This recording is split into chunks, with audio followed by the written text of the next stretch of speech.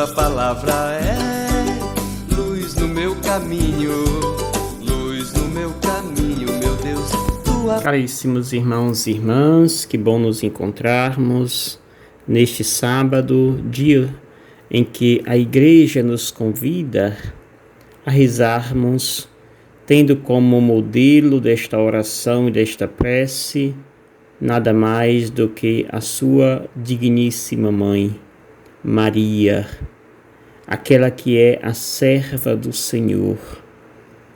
O Catecismo da Igreja Católica nos diz que a Igreja, ela é, antes de tudo, marial. Antes de ser uma igreja petrina, ela é uma igreja marial. E é justamente nesse contexto que nós temos, portanto, a obrigação, o dever de sermos devotos de Maria, como aquela que nos aponta sempre para seu Filho Jesus. Este é o grande papel de Maria na Igreja, nos levar e nos apontar seu Filho Jesus Cristo. O texto que hoje nós meditamos, o texto do Evangelho, é Marcos capítulo 11, versículos 27 ao 33. Abra sua Bíblia e reze, leia atentamente esse texto que nos propomos a meditar. Esse texto coloca Jesus logo depois daquela cena em que ele entra no templo, derruba as barracas, os cambistas que ali se encontrava e aponta para a necessidade de rever o conceito de igreja. Jesus fazia uma dura crítica aos sumos sacerdotes, à religião do templo, que fazia da igreja, do templo do Senhor, uma casa de comércio e não uma casa de oração. E Jesus reafirma a sua predileção, que é fazer da casa de Deus casa de oração, casa de encontro com Deus.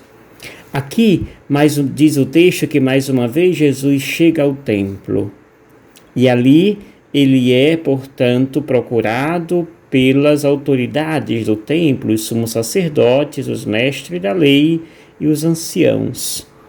Este grupo é aquele que se dizia responsável, único responsável pelo templo, único responsável pela palavra, único responsável na disseminação desta palavra. Eram eles tidos como os únicos enviados e escolhidos por Deus. Tamanho privilégio. Infelizmente, ainda temos esse tipo de grupo na igreja que se acha prediletos, que se acha aquele que é a cereja do bolo e que a eles ninguém pode passar por cima.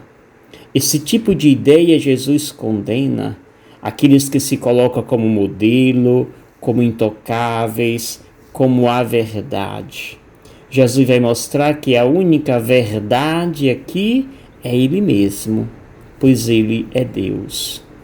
Pois bem, aqui essas autoridades, os sumos sacerdotes, mestres da lei e anciãos, se aproximam de Jesus e perguntam: com que autoridades fazem essas coisas? Quem te deu a autoridade para fazer isto? Eles falavam daquela atitude de Jesus que ontem nós meditávamos no Evangelho, quando Jesus expulsa os cambistas do templo e diz o que significa o templo para ele. E aí eles perguntam com que autoridade Jesus faz aquilo.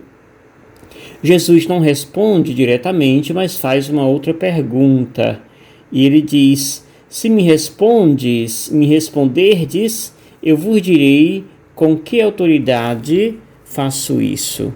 E aí pergunta Jesus: o batismo de João vinha do céu ou dos homens? É típico da cultura judaica responder uma pergunta com outra pergunta. E aqui os sumos sacerdotes, mestres da lei e anciãos se embaralham. Pois se dissesse que João Batista, que o seu batismo vinha do céu, Jesus então iria dizer para eles: por que não acreditastes em João? E se dissesse que vinha dos homens, eles estavam desconsiderando o profetismo de João Batista, e não diziam isso por meio da multidão que ali se encontrava. Não tendo meios para sair, então decidem não responder, mas ficar em silêncio. Não sabemos, dizem eles. E Jesus então dirá: eu também não vos digo com que autoridade faço isso. É claro que eles sabiam a autoridade de Jesus em agir daquela forma.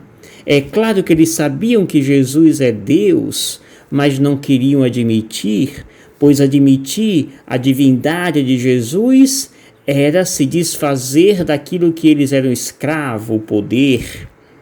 Por isso, caríssimos irmãos e irmãs, este Evangelho nos convida a deixar tudo aquilo que nos aprisiona neste mundo. Muitas vezes nos fazemos também escravos do ter, dos bens materiais, do poder, como fazem esses grupos aqui do Evangelho.